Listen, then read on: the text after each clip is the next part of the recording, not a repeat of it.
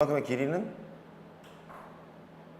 탄젠트. 접선 그럼 탄젠트 떠올려야 되는 거예요. 접선 탄젠트. 왜냐하면 이만큼이 1이니까 1에다가 탄젠트 세타를 곱하면 왜 나오는 거잖아요. 그죠? 그래서 탄젠트 세타입니다. 그럼 이것의 길이는 시컨트가 됩니다. 잘했어요. OP' 요의 길이는 시컨트입니다. 그래서 이렇게 정리하기로 마음을 먹었어요. 접선이 나왔다. 탄젠트를 떠올리자. 이때 빗변이 나왔다. 그럼 시컨트를 떠올리자. 그렇게 얘기했었죠. 그렇죠?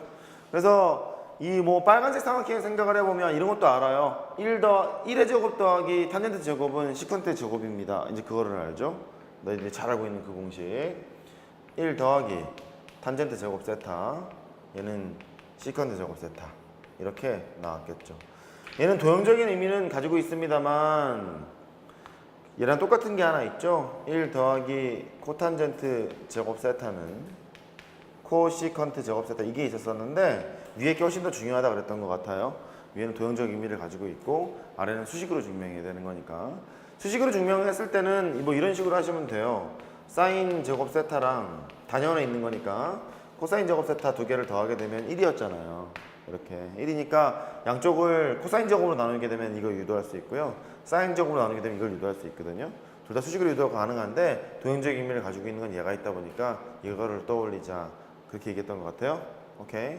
그 다음에 삼각함수의 값을 계산을 하는데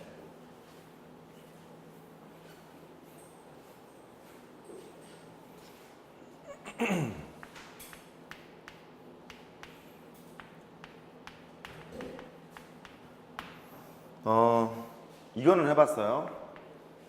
1, 2, 3, 4. 가글 앞에서 90도면 사인 코사인은 같다. 탄젠트와 코탄젠트도 그러하다. 얘는 가글 앞에서 180도면 사인끼리는 같고 나머지는 마이너스를 붙이고 같다. 세 번째는 음각공식. 고래는 가시를 먹고 나머지는 뱉는다. 네 번째는 주기공식. 상함수의 값은 주기의 배수를 더하거나 빼도 항상 일정하다. 사인과 코사인의 주기는 2파이, 탄젠트의 주기는 파이. 요거 해서 줬죠. 이거 말고 모든 교과서에 나와 있는 내용을 한 번 더 설명하도록 합니다. 그것도 아셔야 될 것 같아서 하죠. 어떤 틀이냐면 세타가 각이라고 할게요. 각이 2분의 n파이 플러스 세타의 형태, 이런 형태. 이랬을 때 어떤 식으로 값을 계산할 거냐. 니네가 학교에서 삼각함수를 배웠으면 다 이렇게 배웠을걸? n이 짝수일 때, n이 홀수였을 때 이렇게 배웠을걸? 그랬었어요. 오케이. 설명하도록 합니다. 일단 결론부터 n이 홀수잖아요. n이 홀수가 되면 사인은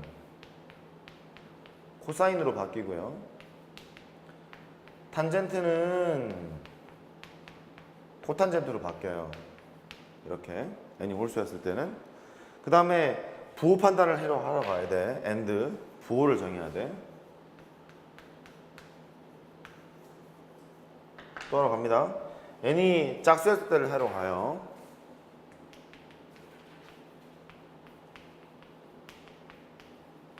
그러면 얘는 그대로예요. 사인 세타는 그대로 사인 세타라고 쓰고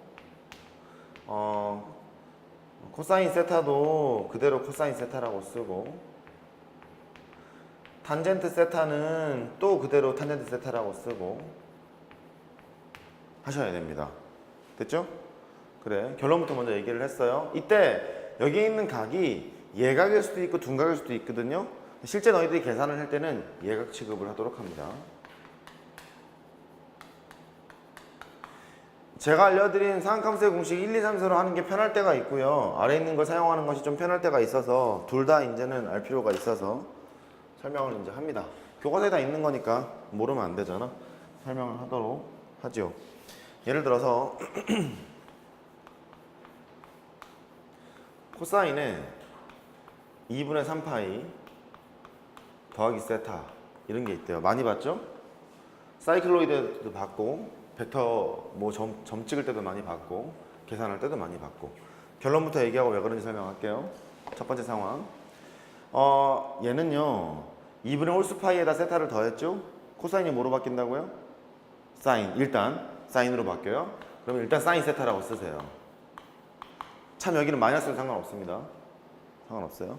사인 세타로 바꿔요. 그 다음에 뭘 결정하라고 했냐면 부호를 결정해야 합니다. 부호. 얘 부호는 왼쪽에 부호를 설정하시면 돼요. 코사인은 x좌표, 사인은 y좌표, 탄젠트는 기울기였죠. 그럼 코사인이 있는데 단위원을 그려보는 거야.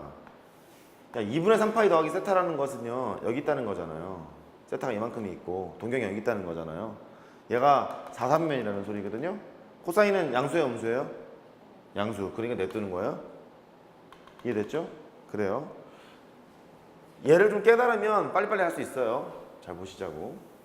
그 다음에 뭐 할까요? 탄젠트에다가 코사인부터 하자. 코사인에다가 2분의 3파이 마이너스 세타 이걸 해보재요. 이렇게. 그러면 2분의 홀수파이니까 그대로 쓰기로 마음을 먹었어요? 아니 바꾸기로 마음을 먹었어요? 사인 세타를 일단 쓰세요. 일단 쓰고 나서 각 조사하러 가는 거예요. 2분의 3파이에서 세타를 뺐다고 3,3분면이죠. 3,3분면이면 음수죠. 그래서 이렇게 다 하는 거예요. 됐죠? 또 합니다. 사인 2분의 3파이 더하기 세타 이런 게 있죠.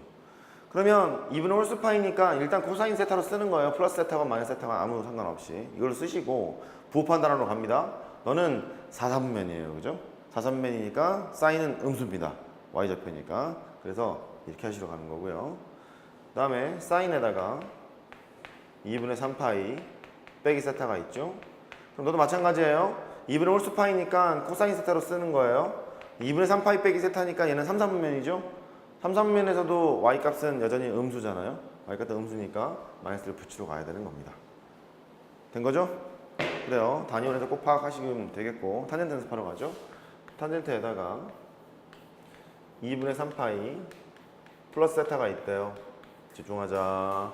너는 일단 뭐로 바꾸냐면 코탄젠트로 바꿉니다. 탄젠트는 코탄젠트로 바뀐다 그랬죠? 2분의 3파이 플러스 세타래요. 그럼 몇 사분면이냐면 4사분면이에요. 4사분면의 기울기 음수잖아요.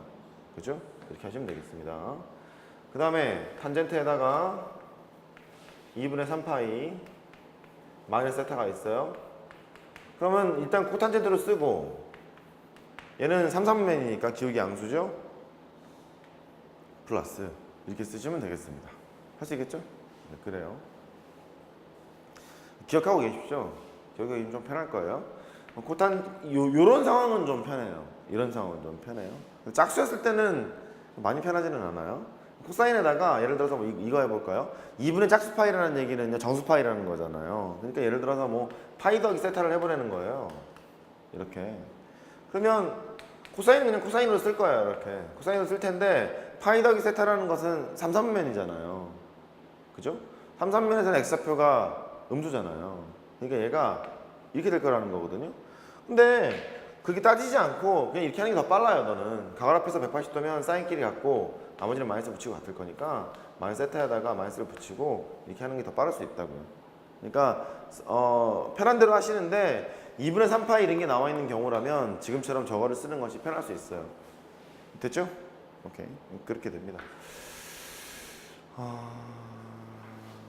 그래요. 공식 두 번째.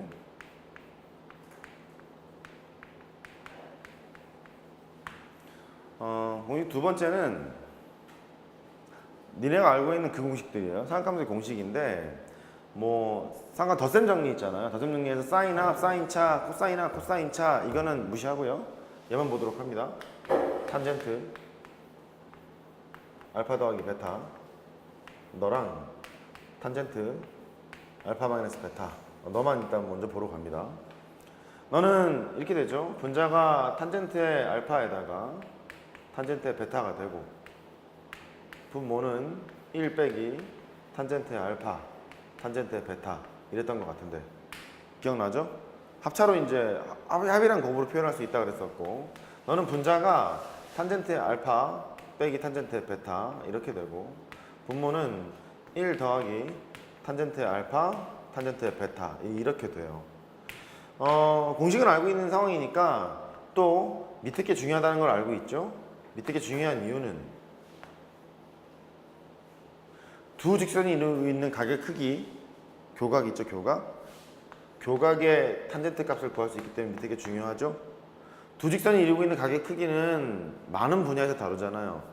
공간 도형에서도 다르고, 벡터에서도 다르고, 공간 좌표에서도 다르고, 평면 도형에서도 다르고, 계속 다르고 있으니까 중요하다는 소리죠.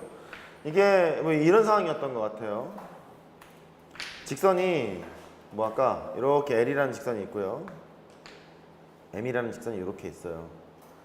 두 직선이 이루고 있는 각의 크기는 시점을 일치시키거나 종점을 일치시키거나 둘 중에 하나야, 그렇게 얘기했던 것 같은데, 얘가 노란색이 x축과 이루는 각을 알파라고 하고요, 빨간색이 x축과 이루는 각을 베타라고 하자고. 이렇게. 그러면 두 직선이 이루고 있는 교각은 여기잖아요. 여기. 이게 뭐라고 표시가 되는 거죠? 베타 빼기 알파 이렇게 표시가 되는 거죠? 그렇잖아요. 왜냐면 얘는 너랑 너랑 합해야 되는 거잖아. 너랑 너랑 합하면 얘가 나와야 되는 거잖아요. 너랑 너랑 합하게 되면 얘가 나오려면 베타 빼기 알파가 돼야 되는 거죠. 그래서 두 직선이 이루고 있는 교각이 베타 빼기 알파로 써놨잖아요. 따라서 탄젠트 베타 빼기 알파를 구하러 갈 수가 있죠. 베타 빼기 알파가 교각입니다. 두 직선이 이루고 있는 각. 그래서 너를 해석을 할 때 탄젠트 베타